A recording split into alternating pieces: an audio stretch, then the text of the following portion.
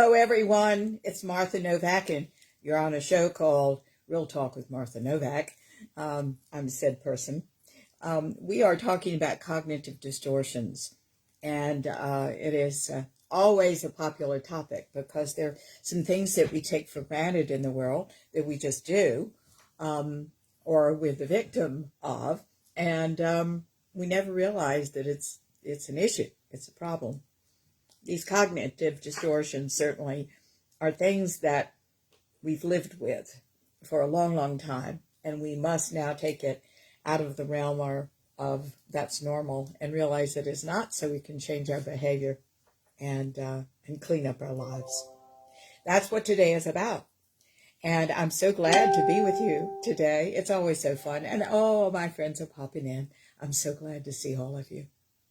I am sitting a little lower than normal because the dog got to the chair before I did. But if he jumps out, I will, and he just may. I may put a pillow in there so I'm up a little higher, All right, kids. Let's do a prayer. Get us all on the same page, okay? And then we're going to launch off with number 26. Well, hello, Peter. Well, by all means, you come on and be in the video. I don't know why, I've got to tell you, I'm not a technology whiz. Good morning, Becky. How are you, darling? I'm glad you're with us. I'm not a technology whiz, so I don't know, if somebody wants to join the video, well, by all means, just join the video. When I get a note like that, I don't know what to do with it. I'm sorry, I just don't. So, we're all on our own trying to get into this show. And keep in mind that I air over a Blog Talk Radio and Facebook Live. Do keep in mind that if you miss a portion of the show or you miss the whole show sometime, because we have lives, don't we? They're always mounted as archives on Blog Talk Radio, Facebook Live, and then they all go to YouTube as well. So you should be able to find us somewhere, okay? We are a live show today, and the call-in number is I'm giving you the wrong number. Hello, Franklin. The guest call-in number is 347-850-1647. That's the guest call-in number. I am here and live today. I'll try to bring you on the air, given my poor technical skills.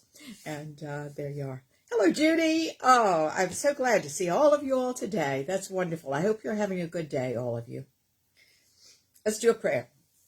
Dear God, who is all there is, you who are all we are and all everything is in this world, we thank you so much as we gather here today under the banner of knowing more about you, which is knowing more about us. It's all the same energy, because we are the ascended energy as well as the ego child's mind.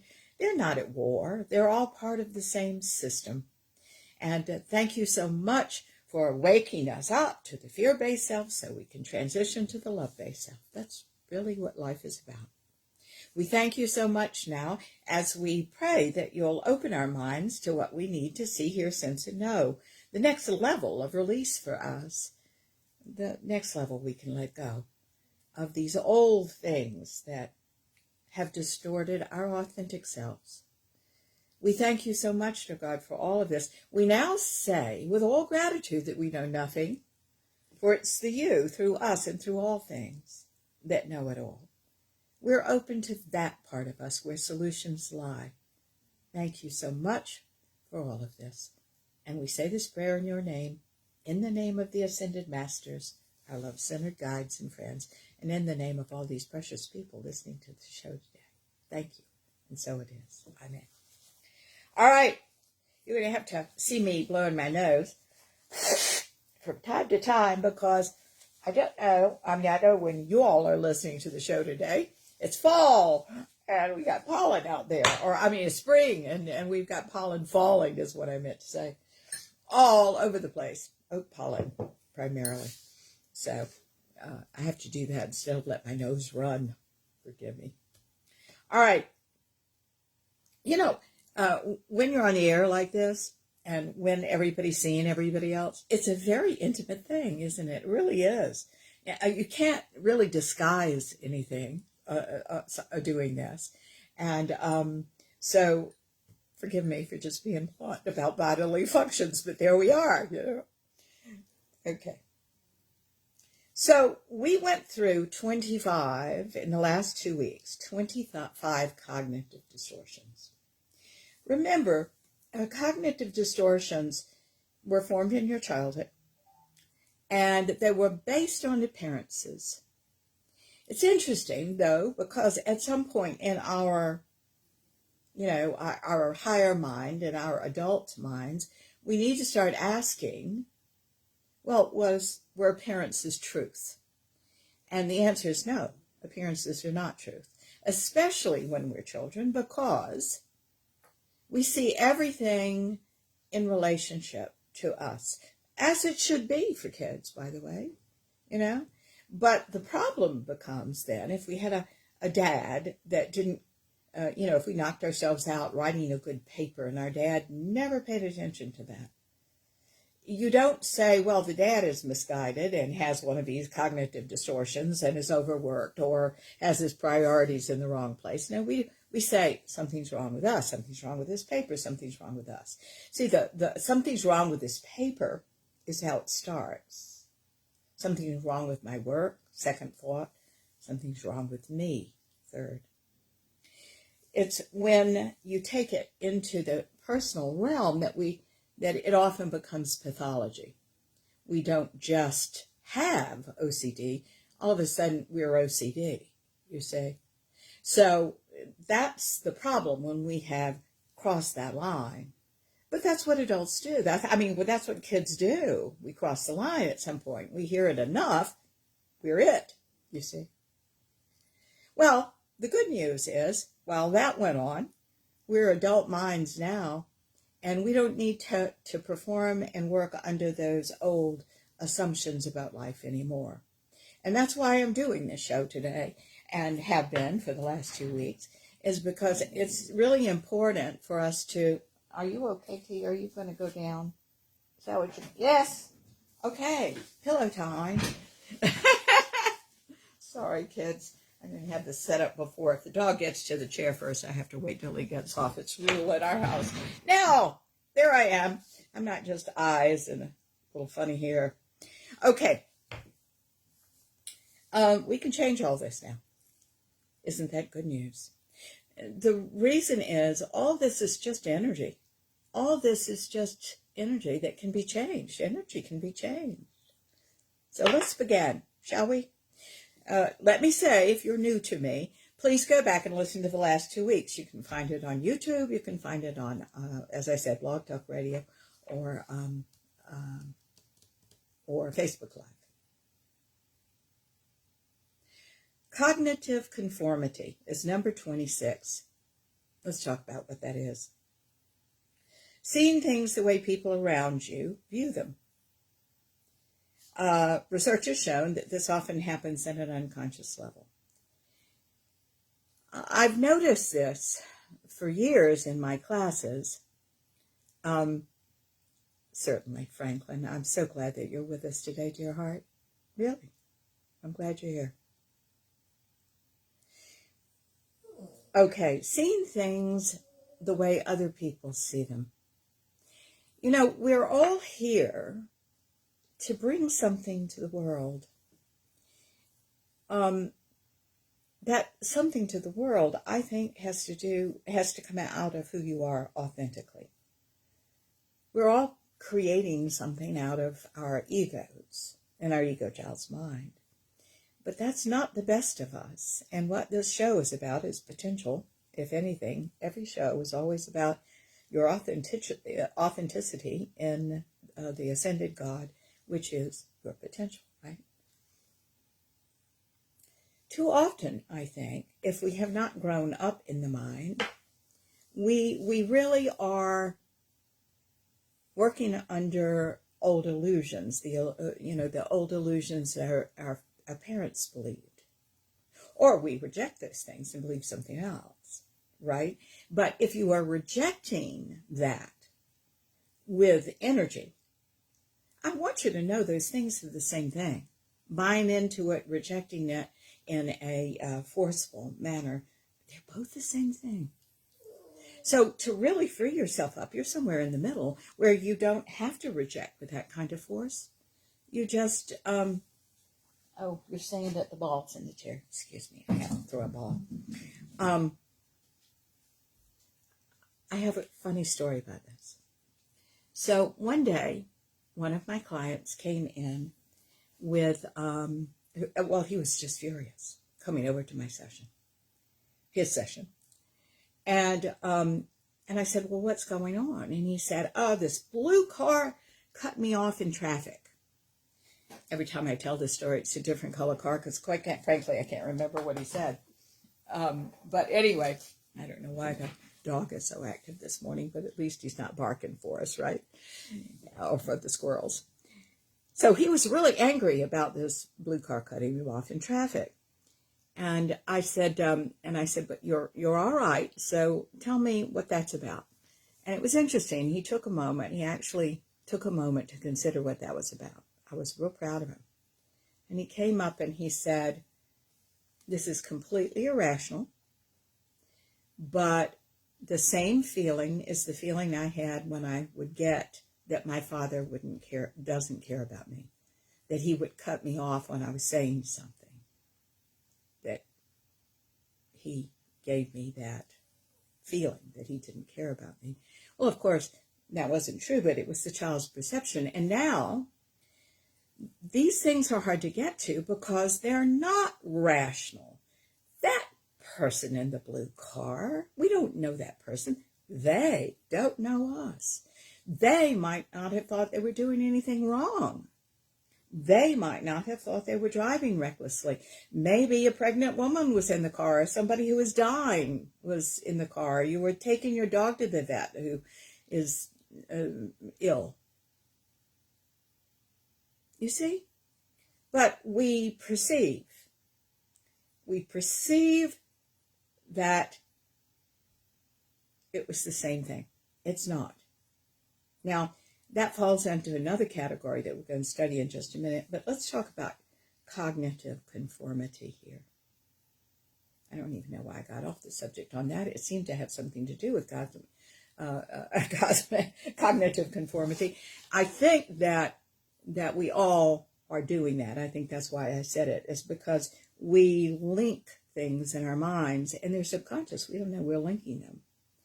So what happens in our world is we like somebody to agree with us. We want somebody to validate us because we've linked even things that are irrational in our minds, like the story I just told you. So what we do is we find people just like us. Cognitive conformity. They think just like us. We may not even be thinking through things. You know, I've got friends that politically believe all over the map. I have liberal friends, I have conservative friends. That is no reason for me not to love these people, just because they might believe something that I don't believe. My job is just to help people think for themselves and to get down into that authenticity where you can. But it is so interesting to me. And I'm talking about both sides of the political spectrum here. There are people that really don't think for themselves in either party. What they do is they spout whatever their friends are spouting. And when I ask them to go further, they can't, because it's not their idea. They're not thinking for themselves. This gives us a sense of belonging when we do this. We are attached to these people, but is it really us, you see? Is it really us? And do we really need to be attached instead of really connecting with another human being on human things? I think a lot of times people join organizations because they have a certain emotion, like rage. And through saving the environment or saving the animals or doing this or doing that, now you can use any organization, I'm just mentioning those things, that rage comes out that makes them less, and their platforms less credible. I speak from experience. only because I've coached people like this, where they're very pissed off about their childhoods, but somehow they've channeled it into whatever the organization is that they are representing, and they sound very angry, and it's like, that's very off-putting. You can't do that. You can't bring that in with you and sound credible. I've also noticed that in my classes, when I first start teaching classes, and I have an open enrollment thing, which I do from time to time. If you're ever interested, let me know. But what will happen is all these newbies will come in, and I'll see them start forming friendships. I'm all for friendships, but I'm going to break that up in the beginning, because what they're doing is sticking together to validate ego, child's mind issues. And we've got some place to go if you're in my class. And the ego, child's mind issue isn't what it's about. Now, in my advanced class, people have been studying with me for 20 to 22 years. And, hi. Well, good, Franklin. Thank you. Write me on my email. Anybody who's interested. I am Martha at Martha Novak, NOVAK.com. Martha at marthanovak.com. And just tell me you're interested in a beginning class, and we'll see what we can do to put something together for you. I certainly teach what we do here, and the format that I use to help heal and lecture from. And there is an awful lot to it, because we are not only taking away old issues, but we're also showing you how it is once you lose them. It's fun. It's really fun. Anyway, I break up those beginning friendships because they're validating the wrong part of you. Not that there's a wrong part of you, but what I'm saying is that it's not the place we're going. It's not the goal that we're setting, which is opening consciousness. So those friendships have to go. What's interesting now that I've been teaching the same class for so many years, and these same people in the advanced level, they're all really close friends. Now, all the after we got over the ego, child's mind, and everybody understands what they did and now what they're doing. Oh, everybody is enormously close, and they will be friends for life. It's very exciting to see. So I'm going to ask you to be careful of cognitive conformity. Know what you're talking about, dear hearts. Know what you believe. Certainly, I think it's important for us to know what we believe, but if God, and here's my definition of God, is an infinite and ever-expanding set of truths, always in motion, there's always more to know. So I don't want you to marry something so much that you can't go to a deeper and deeper level of these things, you see? Good. Cognitive conformity, herd mentality is also what it's called. And there's a marvelous play about this. It's by, I believe it was by Eugene Ionesco, and it takes place in a little tiny town in the south of France. It's called Rhinoceros. And it's charming, because everybody in the town is turning into a rhinoceros with the horn and everything.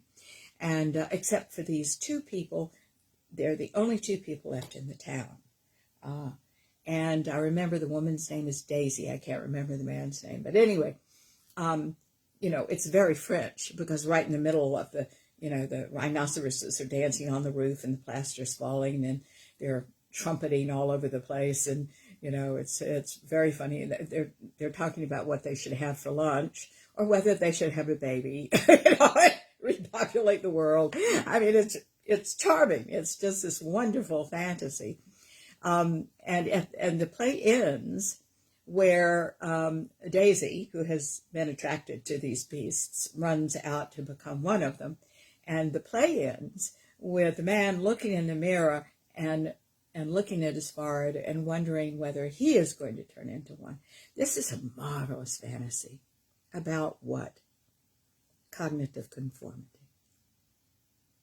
That's what it's about. Are you going to think for yourself or not, you see? Well, good morning, Sheila. I'm so glad that you're with us today. That's wonderful. Yay. All right. Number 27. Overgeneralizing. Generalizing, now keep in mind, I'm taking this, if you all want your own copy, this is 50 Common Cognitive Distortions. It's by a woman named Alice Boyes, B-O-Y-E-S, and you may want to have these things in front of you so that you can look at them. As usual, because I don't teach psychology, I am teaching consciousness, which has a little psychology to it, of course. I want you all to realize that I am adding to that, because my end result is not just having you feel better, it's actually opening the mind, okay, to the larger arena and the ascended mind. Okay, that's my job. All right. Overgeneralizing, let's talk about that. This is when you generalize a belief that may have validity in some situations, like if you want something done well, you should do it yourself. Like, I should lose weight. I should be thinner. But you're applying it to every situation. For example, the one I just named, you are not going to be thinner if you're ill. Your body's going to hold on to everything. That's not the time to worry about that. The time to think about that is what you should be thinking about is your health. If you want something done well, you should do it yourself. Really? Every time? That's just going to make you crazy. So, okay, sweetheart, I can't keep doing this over and over again. My dog wants to play. Heck, I want to play too. I know you do too. Okay, so when you believe something like that and you apply it to every situation, you are demonstrating inflexibility psychologically. Do you understand that? Hey, Becky. This has truly been a treasure trove of she says this is a treasure trove of cognitive distortions to stay clear of. Isn't it so? Yeah. Well, you know what? It's so interesting because so many of these things we don't realize we're doing. We've normalized them. If our families normalize them, we've normalized them. We think nothing's wrong with these things, but they really aren't they are not part of this ascended mind energy. And that's really what we're trying to get you to. So many of your problems really go away, seriously.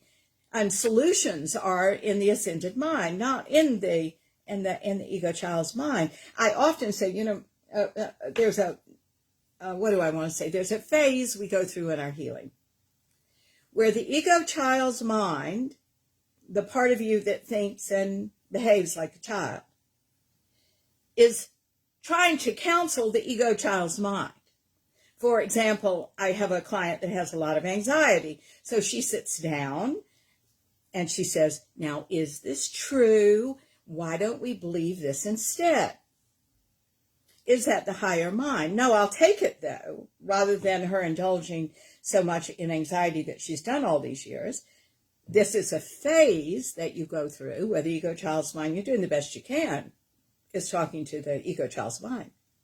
But the reason that doesn't stick is it's not the higher mind believing what it believes. You see? Does this make sense to you?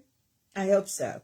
Because what I'm trying to get you to is to go into that higher energy, that higher mind more often, even live there one day once we really get some of this moving and resolved. Man, that's where you just won't have to talk yourself out of anything anymore. You see? You'll just be living in the whole thing and see your life as a perfect whole. Live it as the perfect whole it is. So when you generalize a belief, and I know many people are like that, there are people that love absolutes. Love absolutes. They have collected as many absolutes as they possibly can. OCD is kind of like that. You collect a lot of absolutes. You know, I absolutely have to have Christmas this way, or this holiday this way. I absolutely have to do this. I absolutely have to go to the gym. I absolutely shouldn't drink. And it's exhausting. Because the interesting thing here is there really aren't any absolutes. There are none at all. There are not any absolutes except for God. So this idea that we can't be flexible of mind is a cognitive distortion. We must have psychological flexibility. We must be adaptable. Are you kidding me? You're not going to survive if you're not adaptable in this wacky environment that's out there. You know, everything's changing. That means be more adaptable. Be more flexible. Change. See what you need to add to society in terms of value. Isn't that exciting? So, there's another way that this generalizing comes out. I have a woman who really loves absolutes, even negative ones. And at one point, she was having trouble in her marriage. And every time I said, well, why don't you do it this way? Why don't you approach him this way? Why don't you do this? She would say, oh yeah, but I've had 30 years of this. Well, why don't we throw that away and just do this now? Why don't we change the energy right now? Oh no, I've had 30 years of this. He's always like this. That's a generalization too. Because she's holding on to an absolute of the way it used to be, and she's not allowing it to change now. You see? Okay. So, with all due respect to Alice Boys, because I've been doing this for many, many years, I really do have a lot of examples that may not be exactly what she's talking about, but I think fit. Okay. Number 28. You ready? Oh, this is my favorite. Blaming others. I'm going to tell you guys, unless you've done something wrong, there's no reason for you to blame yourself. There's just no reason. This blaming others without foundation, and many times you're blaming others for a ridiculous reason.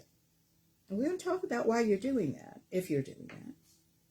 But in my opinion, I don't think anybody should blame anybody else. We should all take responsibility for ourselves. We all make mistakes. We should say, you know, I did it. Okay, I really did do something wrong, so I apologize. You know, there's just no reason for blame. But some people are just blaming family. Some people are just blaming. Now, a lot of times it's because you blame yourself too much. And to relieve the pressure, you blame other people. Sometimes it's because you're blaming yourself too little and you refuse to take any responsibility for yourself. Sometimes this is about, I always have to be right. I'm going to tell you, nothing is more unappealing than that to me. Somebody that always has to be right is a bore. Okay? Why don't we live a full life? Why don't we realize, and I taught a class on making mistakes a number of years ago. One of the statistics I found is that every 10 decisions that anybody makes, 4 of them are probably wrong. Why do we have to be so perfect? Why can't we be human? Why can't we be real? Why can't we interact on that level? You see? Of course, we learn we have to be right because, you know, that's our childhood, isn't it? Somebody told us we had to be right. I know a woman who was absolutely beaten up around and that is psychologically beaten up around the dinner table if she couldn't justify her whatever position she was taking that they were talking about. Now, that's damaging. You know, you're putting too much pressure. Everything is age appropriate as we grow up. You know, a child's not supposed to be able to do that. So she grew up thinking she always had to be right. She always had to justify. She has to do tons of research. She totally confuses herself. She has an issue now that makes her impressionable to everything. I mean, a pattern of energy that we're breaking down. It's screwing her up. Okay. Guys, I think the nicest thing in the world is somebody that's real. And by the way, doesn't use an excuse saying, well, that's me, I'm just real. No, if you're exhibiting bad behavior, that's not the real I'm talking about. Real is really being that authentic person who you are. The kind, dear, gentle, and sometimes hard-edged person that has a full emotional response and that can talk carefully and kindly about just anything. And who always finds their way back to love. That's home, guys, for you. Do you understand that? If you're going to find your way back home, you've got to find your way to be that loving person. Life is so much better. You know why? When you're that, because the energy that you have outside of you is reflecting what you're doing. It's a hard thing to see and admit. Thank you. Oh, Franklin, I'm sorry about that. I just saw what you'd written. Franklin, yes, do contact me. That would be wonderful for us to talk. Okay. I'm sorry about that, darling. Pain is, Franklin has just written me and said he's just experienced 3 months of pain. Pain is temporary. All emotion like that is to be exercised and poured out. It will be, it's like a glass that's full of liquid. And you just got to keep going, kid. There are better times ahead. Always. There are, honey. There just are. Okay. So I want you to become very, very aware of any kind of blame of others. That really needs to go. That's something that children do. That's not something that adults do. Not emotionally mature adults. Okay. Number 29 is falling victim to the foot in the door technique. And these are her words. She goes on to say, when someone makes a small request to get a yes answer, then follows up with a bigger request, people are more likely to agree to the big request than if that request had been made initially. Now, I don't know many people that do this, but I will say this. There are many ways to manipulate somebody, and I don't like that. Do you? Sometimes it's overt. Oh, what will happen to me if you don't come home for the holiday? It'll be the first one we've missed. That's overt. But there are a lot of covert manipulations as well. For example, this that we're talking about. For example, you hear a lot of people psychologically talking about mirroring the physicality of the person you're talking to trying to make a sale. Oh, guys, no. That's manipulation. Why would you do that? Why don't you just care about them? Why don't you think through their problem and make it easy for them? Why don't you, why aren't you friendly and make every interaction a good interaction that you have with them? Why don't you be yourself and bring yourself to that party when you're with them? We don't need to do these things. And don't fall victim to these things either. Okay? Just be the nice person you are. Know what you're talking about. Go in there and be positive. You got it.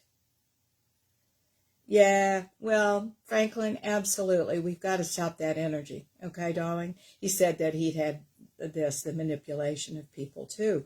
And we can't do that. I mean, it's a blatant way to, if you're doing it, to distrust yourself.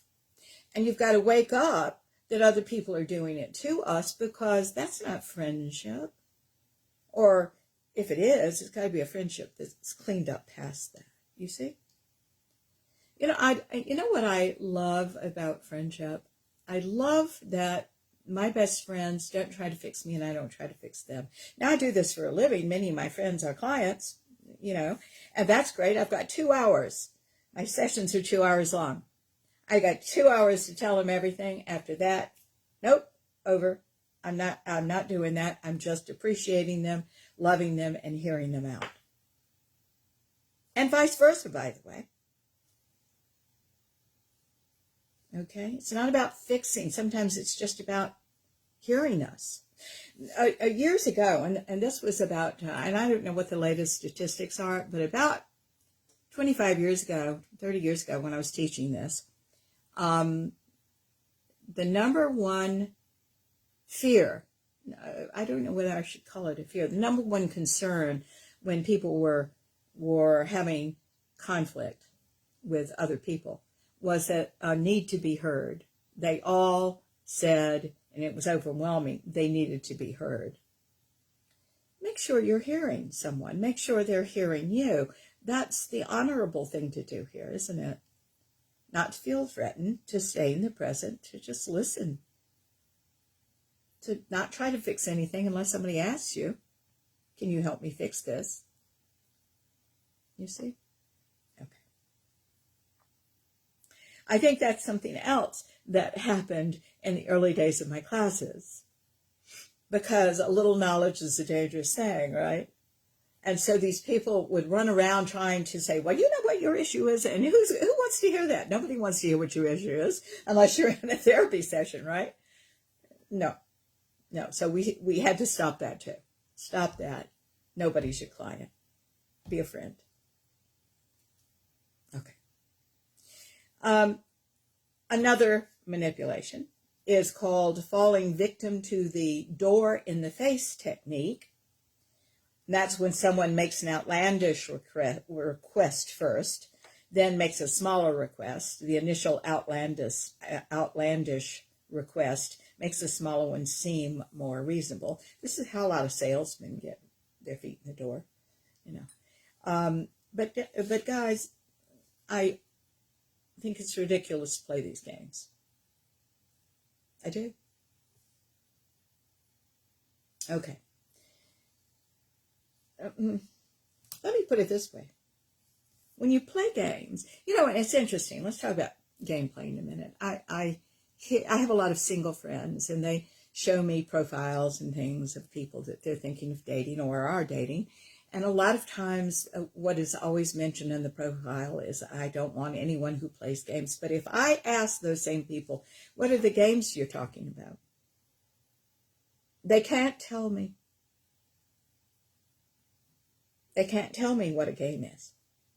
I'm telling you, every one of these cognitive distortions are the games people play. Here we are. Why? If you're in a relationship with someone, anywhere, I mean, it can be an intimate relationship or casual one, that relationship should be built on real things. It should be built on the reality of you and the reality of the other person, and kindness and the organic development of trust in some of the deeper experiences that we have available to us. And it shouldn't be a game. But yet we're wearing these things and doing these things, and we don't ever realize these are the games. And that we're playing them. It's not just other people. Number 32. Overvaluing things because they're yours. I like this one. She says, perceiving a baby as more attractive or smart than they really are because they're yours. Or overestimating the price of your home when you put it on the market because you overestimate the added value of renovations you've made. Guys, we have to live in the real world. We just do. her example of the baby made me think of my grandmother, who's no one's still with me except some wonderful cousins. If you are listening, my wonderful cousins, hello. Anyway, I remember my grandmother talking about seeing a woman on the street with a pram that had a baby inside. She just had this baby. And grandmother looked in there, and she liked babies, right? She looked in there, and she said it was the ugliest baby she'd ever seen in her life.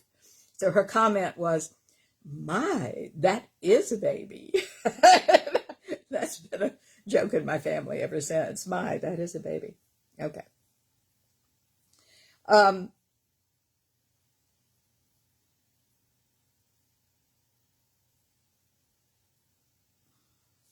I've skipped one I just saw. I'll go back and get 31 in just a minute. Overvaluing things because they're yours certainly has an element of narcissistic tendencies, doesn't it? It really does. It's fine to be proud of your stuff, and think your dog is the cutest dog in the world, but in reality it is not. That all dogs are cute. You just happen to love yours and he's yours. All right. As long as you have your feet planted on the ground about it, I don't have any problem with this. It's when you don't. I had a client years ago who was a raging narcissist. He was enormously insecure as a person. And what he did was he'd run around and do the same things you do. Or that he'd eat what you ate. If you went gluten-free, he'd go gluten-free. If you did this, he'd go get that. If he did this, you'd go get that. And then when he did that with friends, then he'd turn around on you and say, "Oh, that yours is inferior," because it's not what he's doing, you see. Guys, this is just somebody that doesn't have a sense of self if you're doing this.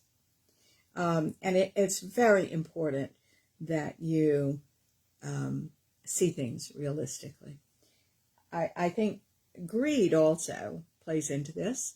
When she talks about the house, I'm thinking about where we live. There's a house that is not a very nice house for sale for a phenomenal amount of money because these people are trying to take advantage of the buyer's market. I don't believe this, guys. I think that you should be reasonable for what you've got. You don't jack up the price, to hope that somebody's going to come along and be foolish enough to do that. Especially this particular house isn't very nice. That was 32. Now let's go back to 31 because I skipped over that for some reason. It's focusing on the amount saved rather than the amount spent. My husband says I have this one. Actually, I don't, but we tease about it. For example, focusing on the amount of the discount rather than on whether you should buy the item at all. Focusing on the amount of a discount rather than on whether you'd buy the item that day at a sale price if it wasn't listed on sale. It's a little confusing the way she said it. So, should you buy it? Sometimes we say, "Oh, but it's on sale," when we really should be saving for something else. That's what this means. Okay? So I think that, buying, and by the way, I think these, what do they call them? Warehouse stores? Kind of take advantage of that, Let's buy 12 rolls of paper towels, even though in my house there's no place to store it, because you can get a better price. And so they're taking advantage of that a little bit. Again, here's the thing about these cognitive distortions that we're talking about right now. My darlings, if you know full well what you're doing, and you're saying, "I get this, but I need these paper towels, and this is a good buy, and I have a place to store them," I don't have any problem with that. I really have absolutely no problem with that. You shouldn't either. Shouldn't feel one bit guilty about it. It's when people fall into these in an unconscious manner. When you just blame because you're not even thinking about it. Who's to blame here? Well, nobody. I'm just frustrated, or I'm tired, or my blood sugar has fallen at between 3 and 4 o'clock. And instead of going after somebody and blaming them for something, let's just relax and go have some coffee or something to make ourselves feel better. That's the mature way to do, you see? Instead of indulging in all these things. We are looking for that pathological line that you may have crossed. That's all. And if you have crossed that line in any of these aspects, we want you to get back over there and show yourself that you've crossed the line. You see, when you get rid of something like this is a pattern. You're living like this. These things are patterns. To break the pattern, you have to acknowledge it. You have to see you're doing it. You have to own you're doing it. And then you have to change your behavior in some way. That's it. The interesting thing is until you own everything and say, this is me, this is what I'm doing, you can't change anything. I thought of that this morning.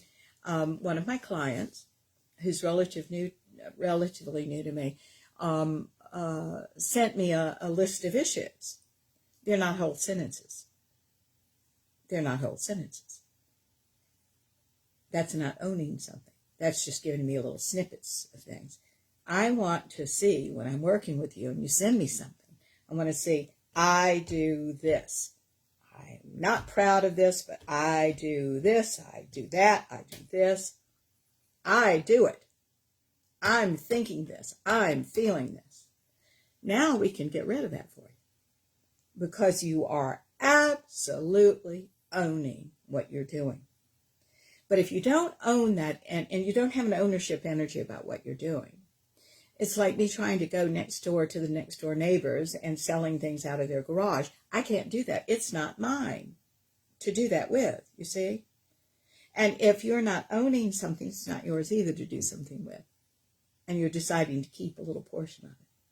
Or the whole thing. Okay.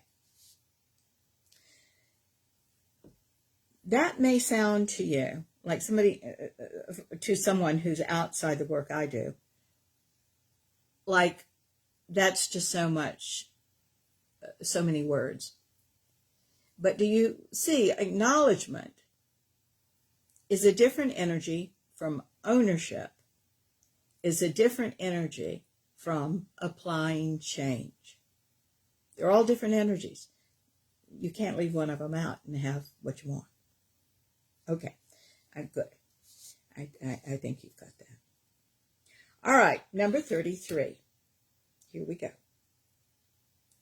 Failure to consider alternative explanations. She goes on to say, coming up with one explanation for why something has happened and failing to consider alternative, more likely explanations.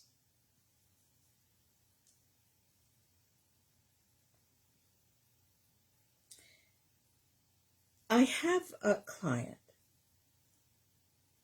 who I think in her heart of hearts doesn't yet feel loved. She's waking up to it, but her mom didn't love her. Her father kind of deserted her. Her sister, not so much. She doesn't feel loved. Of course, we all know this is about not loving herself, right? So what she does when she's single again, and what she does when she's dating people, and she's online, is she is finding these people, and they may disappear. And she immediately, what she doesn't talk about, is she immediately goes, it's because of me, I'm not enough, I'm not lovable. And the second thing she does is she tears them apart. Oh my God, I bet he does this. It sounded to me like he was depressed. It sounded like this. It sounded like that. I bet he's got another girlfriend. I bet he's a two-timer. I bet he's a player. And she creates a whole fantasy scenario about this instead of This isn't charm school, dating online, kids. Nobody owes anybody an explanation. You're just looking at the merchandise and seeing whether you want to know each other any better. And then go farther. That's what it's about. But she always rushes to outcomes, you see, anyway. So she's got to protect herself in this way. Why can't this just be a very nice man who isn't that interested in finding somebody? Just was on the on-site thing, online thing, just to see what's out there. Found out he wasn't ready. Why isn't this somebody that really did meet somebody that's really nice? Has nothing to do with you, but again, what's she doing?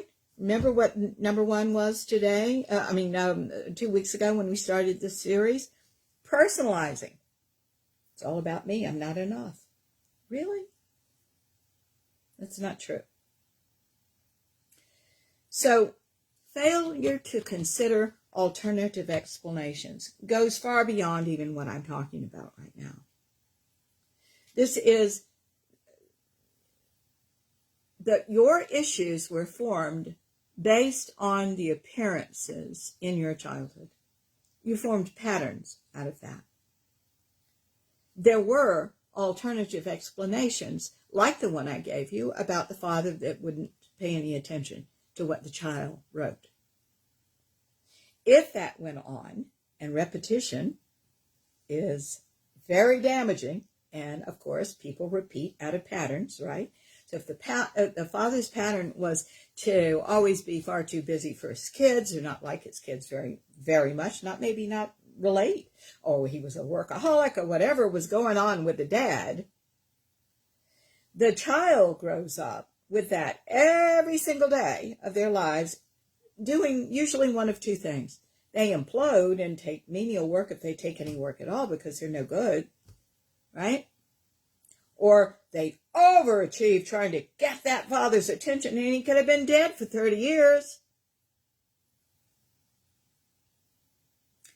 It just doesn't make sense to keep things like this anymore. There are always alternative explanations for anything. I remember something that happened to one of my clients who lives in California.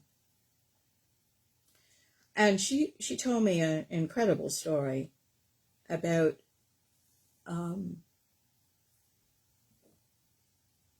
going to the park with her child. Her child was young.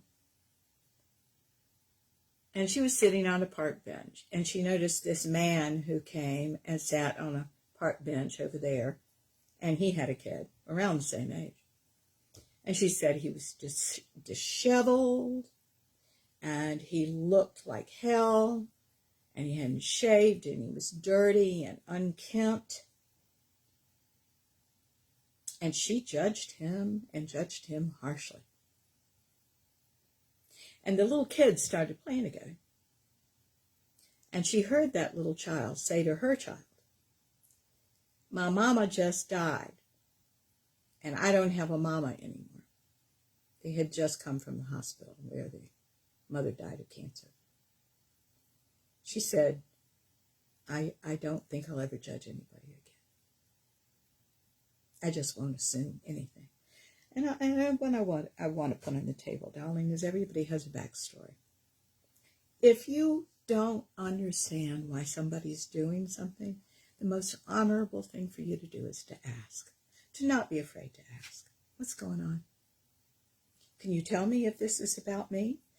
Because if it is, I want to know what I've done.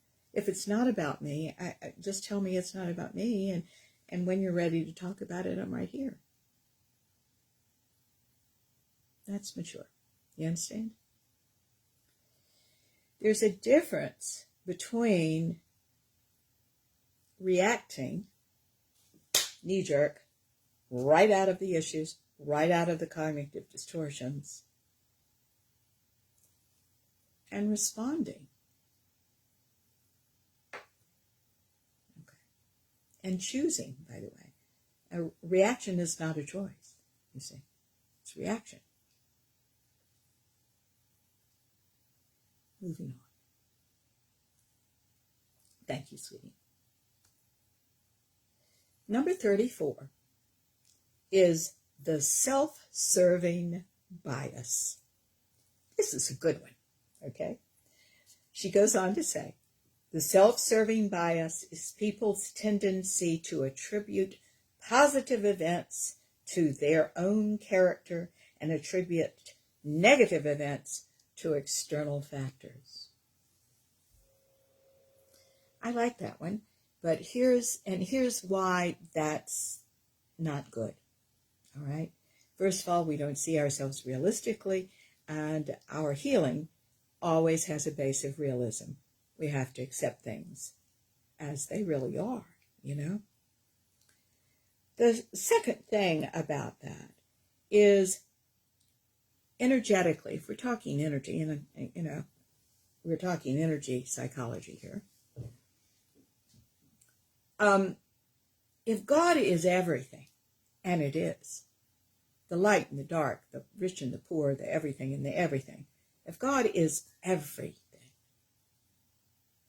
for you to not see your dark side, for you to not own that, for you to push what you think your weaknesses are away, is simply, now listen to me, pushing energy away that would help you be more powerful in present time because you're real. It's really not good for you to do this. We want you to be at complete peace with who you are. First of all, if you're not at complete peace, it results in alcoholism and depression and all sorts of terrible things out there when you can't live with yourself. So we've got to, if there's something in your past that you can't live with, we've got to help you live with it. Don't we?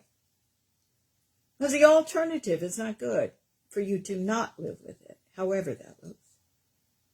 Things come out no matter what. You can't suppress a life. Something odd happened this week to a dear client of mine who had one dreadful sexual thing after another happen to her. And she told me, and she said, well, you know, these things happen every day. It's no big deal. And yet, today, now, in her life, she is anxious about everything. There's nothing she's not anxious about. Can't you see that those are the same things? It's just suppressed emotions. She should have been upset about those things so we could get through them, right? No, she has channeled it into just being nervous about everything. Excuse me, we're back to making sure. Oh, the dog. There he is.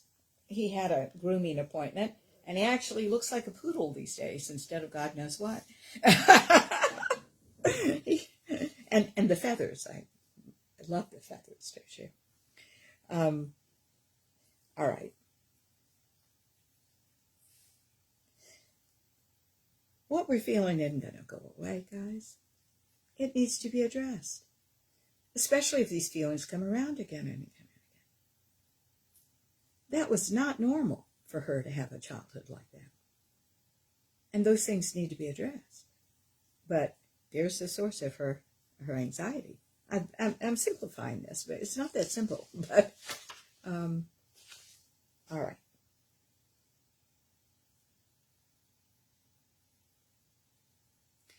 That's a little off the subject from self-serving bias.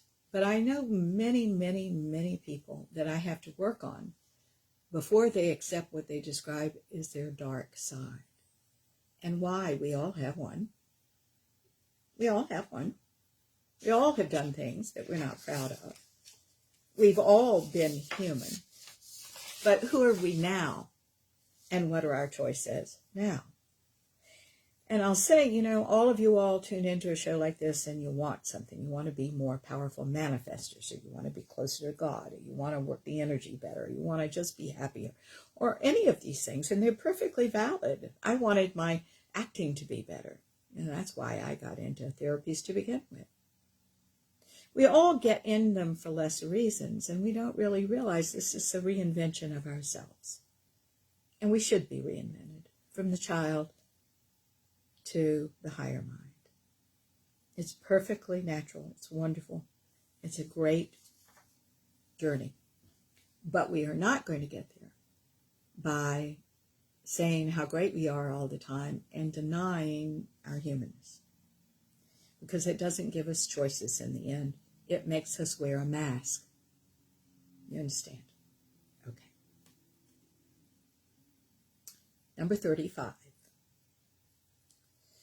Attributing strangers' behavior to their character and not considering situational and contextual factors. Certainly, my friend in California did that with the man sitting on the bench. I find that a lot of people that are emotionally immature, people that are insecure themselves, judge others a lot. Why? Why judge anybody about anything? Why not just focus on you and what you're doing right now and being the best you can and the most loving you can with discernment? Those of you that are new to me, I always lecture on discernment. Discernment should always be added to our mix because we shouldn't be just this open, airy-fairy book and everybody's our friend. Oh, come on, give me a break. Not in this world. We have to be discerning. We have to look at people realistically because we've looked at ourselves realistically. And if you wonder, I'm not good at reading people, if you wonder how to do that, you're getting a phone call about that right now because it's about you knowing yourself better, knowing how you're wired, accepting the dark sides of you, seeing what human beings are made of and capable of, and then choosing something else. That's what it's about. You know, keep in mind that every single thing on these lists, every one of these things is about not taking responsibility for the self in this way or that. But this is about taking that kind of responsibility and finding it joyous. I wouldn't be pushing you into something that wouldn't make your life better. I would not do that. All this makes your life a lot better. It's just the child that is in you that's shaking in its boots. Okay? And then you're going to start this work, and you'll still shake in your boots, but you'll know it's the right thing to do even if you're shaking in your boots. You're shaking in your boots simply because you're losing some of these things that you've always said was your life. You've always said, this is me, without knowing it's not you. It's something you're doing. Okay. Number 36. Failure to consider opportunity cost. This is a good one. For example, spending an hour doing a low return on investment and thinking, well, it's only an hour, and not considering the lost potential of spending an hour doing a high return on investment task.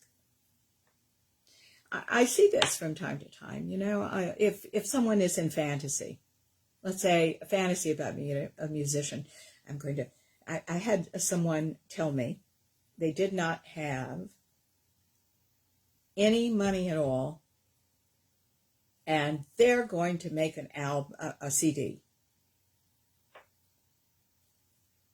Excuse me. Who's going to buy the CD? Do you have a following, a terrific following? No. Guys, this is fantasy stuff. You can't do that. You got to go make a living, right? That's the important thing. And I think I see a lot of people doing, because they're afraid to be grown up and go out there and do the things that grown-ups do. They go into these little fantasy realms and they spend a lot of time and energy on something that's not going to bring them any money. Guys, we've got to wake up. Here's the interesting thing about that. This man that happened to, that was going to make the CD, And I'm not saying he wasn't a wonderful musician. He is a wonderful musician. I sat with him one day in my office and said, you know what you do really well is you figure out problems. How can you make money figuring out problems? Because you're very good at that. Very strong reasoner. You figure out problems. You find solutions. You're a bulldog about that. And all of a sudden, I literally saw a light bulb go boing over his head. And he said, well, I'm very interested in IT, work and that kind of stuff. And he said, and I've got a guitar student that does that for a living. I said, well, if you're interested in that, that's a really important place to start. Thank you, Franklin, for saying that. He says he gets it. Yay! That's wonderful. Stay on me if you do not, okay, all of you. If I say something you don't understand, my God, call me, write me something so I'll know to address it. Because if you don't understand it, somebody else doesn't either. Anyway, what happened was that he did that. He went home and he called his friend who was the guitar student, and this guy started instructing him and gave him books to read and all that. And I want to report that about 4 years later, it might be 5, but I think I'm exaggerating if it's 5. He's a star. He's working for a company now. They think he's the greatest thing in the world that's ever come along. Yeah, well, don't we all, Franklin? I have to think about what I'm saying too. Thank you. Anyway, he's doing really well, you see. But it was about getting beyond some of the childhood issues and out of the fantasy. And it was real funny because the other day he told me, he said he saw other musicians and he talks to them and they're all in fantasy still.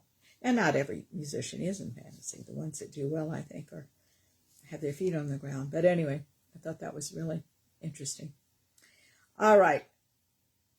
Assumed similarity is number 37.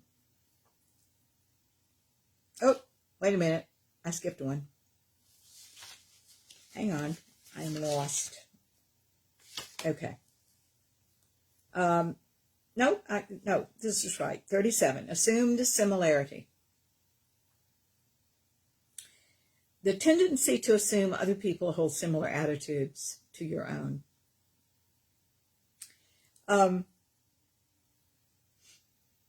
Don't do that. Here's the bottom line. Well, Franklin, congratulations that you're learning about you. There you go, honey.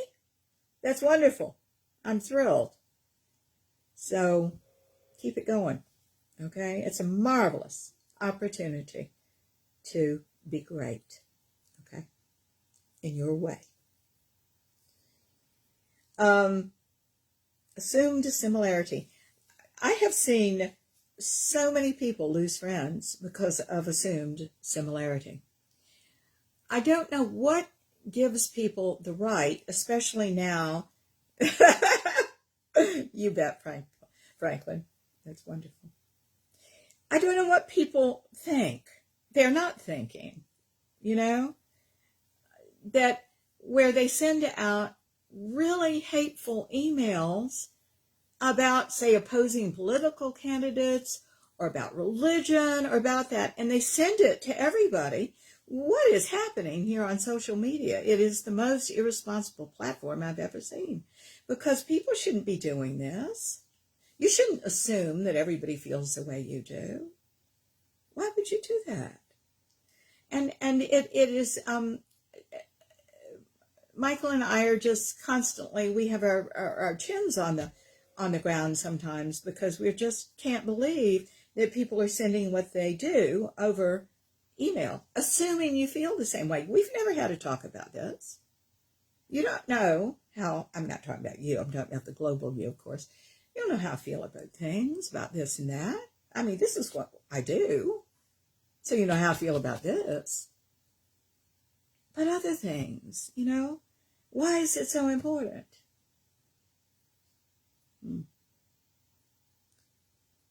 Don't assume, kids. Ask. Many people, I think, are afraid to get into a discussion because they've never learned how to discuss. They either have to dominate or they have to be quiet. The discussion, you see? And it's a give and take, isn't it? It's very fluid. You know, I love the thing about Pat Conroy, the writer, because he really was a lovely man. He'd say, tell me a story. He didn't care about what you believed. He just wants to hear your story. He wants to appreciate you.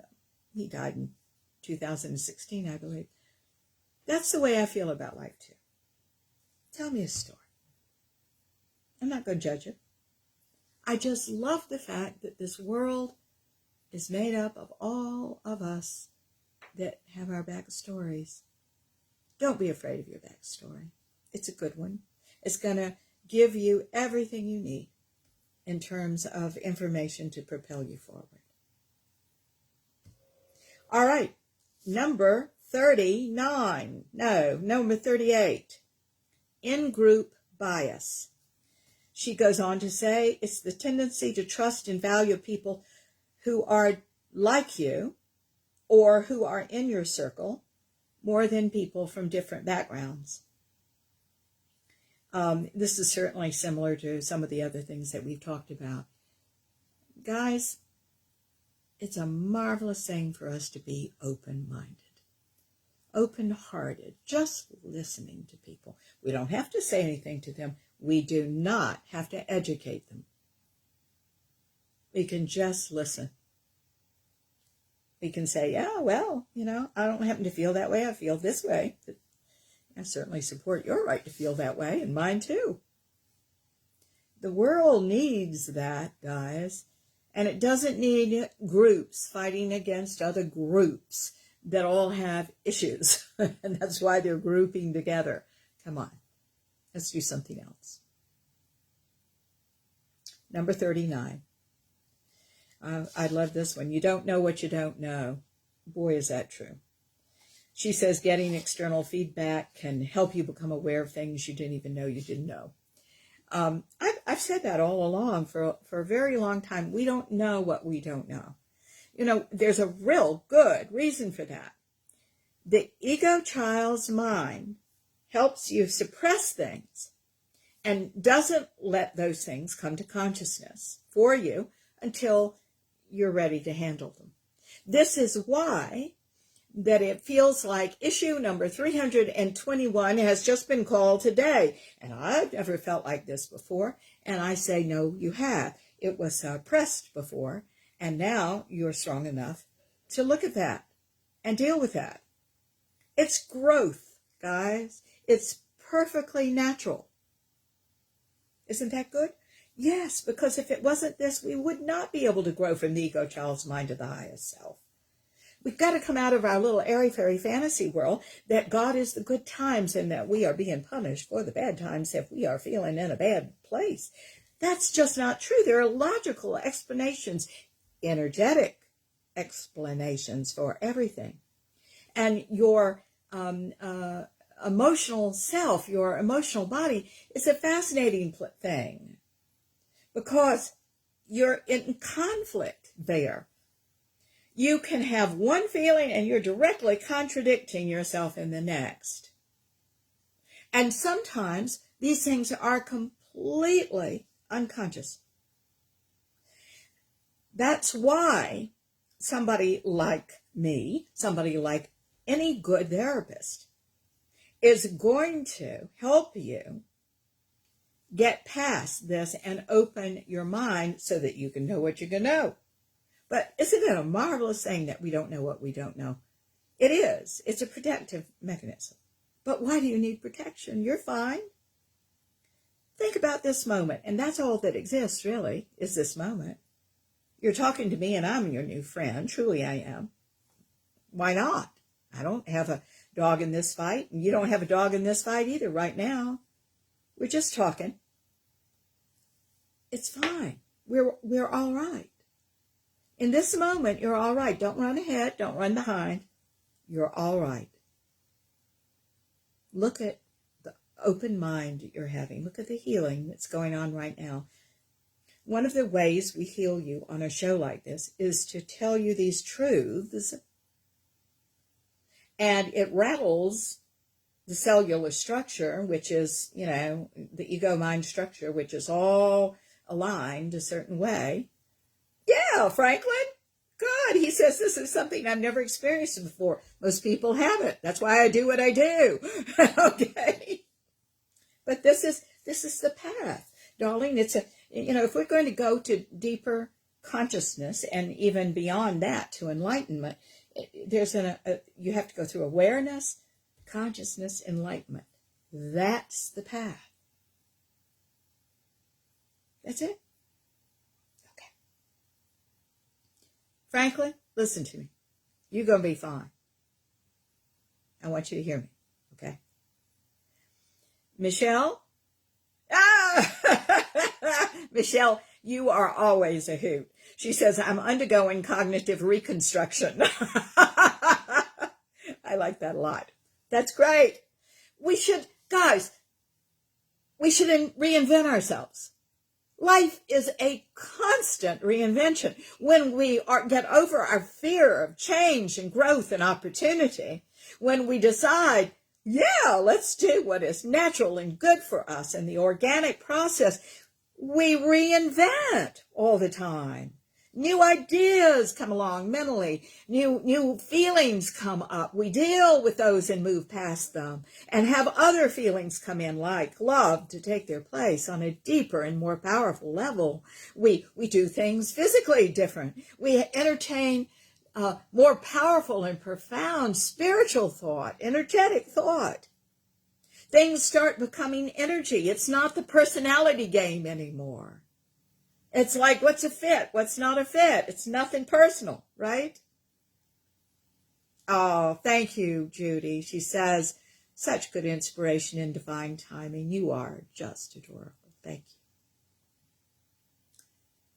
you. We're good friends here, whether we say we know each other or not. There's a part of us that are energetic, spiritual brothers and sisters, and that's why we do this, right? That's why we connect. I'm so grateful for that. Okay. So, let's go to number 40. Is the tendency to underestimate how long tasks will take. And do you understand that a lot of this is about people pleasing or trying to prove your worth to someone? I think it's very important for you to be able to estimate how long tasks will take if it becomes important. I mean, I have to work with my clients in a 2-hour time frame. The reason it's 2 hours is I want to do a thoroughly good job. And some people talk the whole 2 hours. Some people talk an hour and then allow me to do my format work for the last hour. So we can really move people along. One way or another, we're moving them along. But I think people find after we've talked about so much and resolved so much in a session that it's fine to let me now have some time to go under the next level of release for you and move those energies out. You may know about them. You may not know about them. You know, I never know what I'm going to find. But what I'm doing is I'm looking at your mental, emotional, physical, and spiritual, energetic body. And I'm just going, the Spirit is telling me how you're wired and how to do that. And we just follow that gyre all the way down. The tendency to underestimate how long tasks will take. Again, it's not, I want with all of these for you all not to say, oh, I do that, that's just bad. That's not bad. I want you to look, the power of these statements, of these cognitive distortions is that they are pointing you to what is motivating you to do that. Every single one of these. If you go back and you look at these and you go, well, I do that. What's motivating me to do that? For example, to assume similarity, we just talked about. Assume similarity. Why do I have to assume you feel the way I do for me to be comfortable with you? Why can't I accept you just as you are, and vice versa? That's the best friendship. What you believe politically, what you believe spiritually, it's not going to stop me from caring about you. Not at all. So I think that insecurity is underneath all of these things, a fear of the unknown, a fear of what you'll do to me if you're not similar to me, that you'll hurt me in some way. That's ridiculous. When we are adults, we can take care of ourselves. You understand?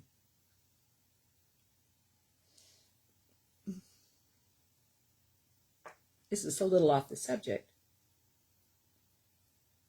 But with the woman that I was telling you about and how all these sexual things happened to her, sometimes right in public, by the way,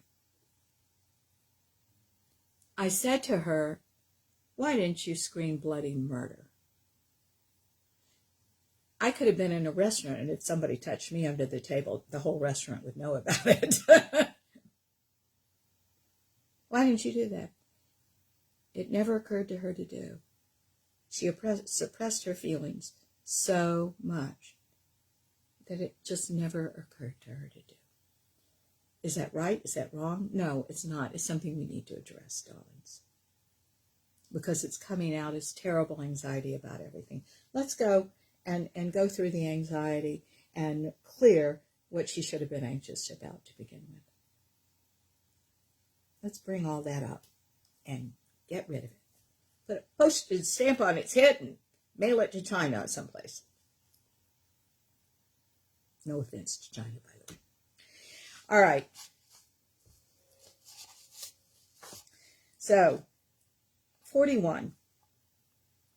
The belief that worry, and I've got 7 minutes, that's what I'm looking at, kids, so I'm wondering how much more I can do. The belief that worry and overthinking will lead to problem-solving insights. Ooh, this is a really good one. I got a lot to say about this. In fact, overthinking tends to impair problem-solving ability and can lead to avoidance coping. All right, let's talk about this. There are people that believe that the more stress they put on themselves, the better they do. That's not true. It's simply not true. If you have poor stress coping abilities, what happens is you go into mania. Mania is a heightened energy. It's an upregulation of everything mentally, emotionally, physically, and spiritually to get the job done. But it's a fantasy that you're getting more work done there. It's just simply not true.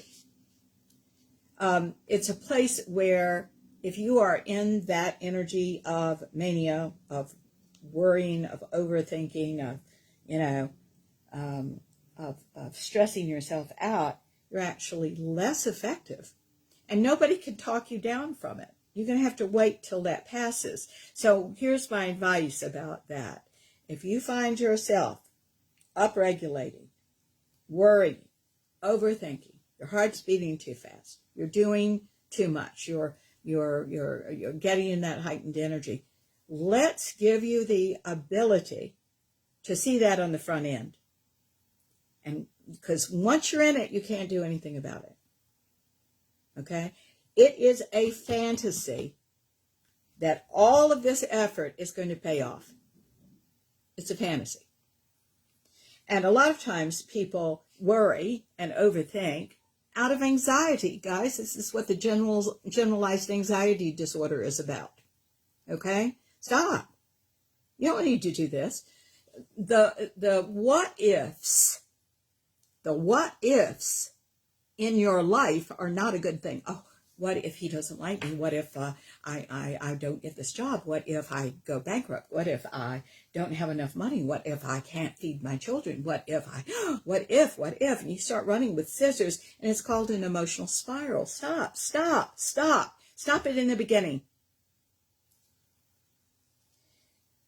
All of this overthinking, all of this what-ifing is not good for your life. The only thing you've got in this moment, and of course, when you're doing this, you're avoiding this moment. This moment where you can create something. This moment where you can call somebody. This moment where you can do something wonderful. This moment. Don't avoid this moment. Life, and a joyful life, is literally about, here it is again, the literal moment. The literal moment. What are you doing right now? It's a sacred moment. This is the sacred. It's never going to come again, guys. You will never be sitting in that chair with the sewn clothes on, feeling the same way you do today, talking to me, having the dog at your feet, with a certain bird singing outside, with certain thoughts going through your heart and your mind. This moment, this sacred moment, won't ever come again. For it not to be conscious, for you not to take the responsibility to make it a precious thing, is never going to make you happy.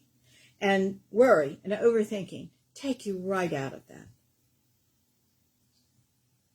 Take you right out of this moment, and how special and wonderful this moment is for you. You can't do that and be happy. The idea that worrying and overthinking is somehow going to protect you is ridiculous. It's not going to protect you. That's a fantasy. There's nothing to protect you from. It's a waste of energy.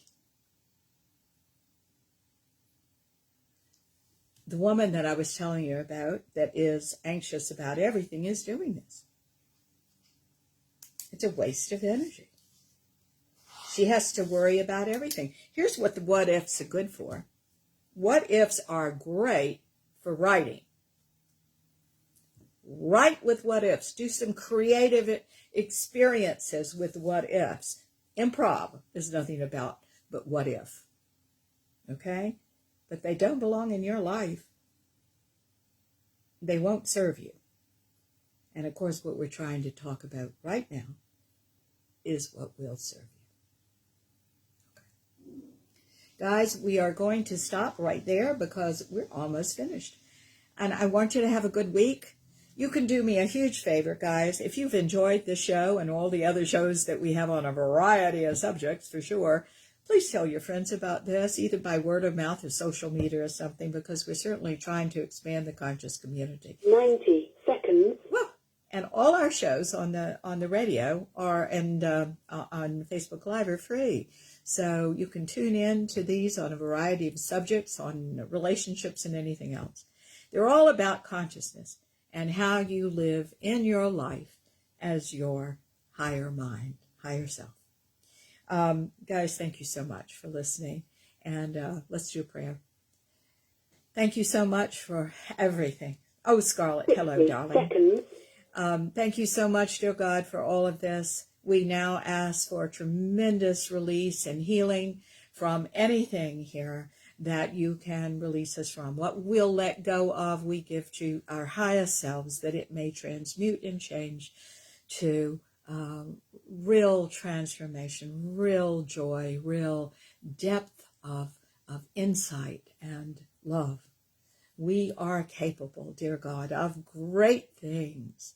Put us in that frame that we may give the world that of ourselves, and that we may enjoy every single minute of it. Thank you so much for all of this, guys. We love you. We say this prayer in your name, in the name of the Ascended Masters, our love-centered guides and friends, and in the name of each and every person listening to the show. God bless you all. You stay well and healthy out there, okay? And we'll see you next week to finish this up. Bye-bye.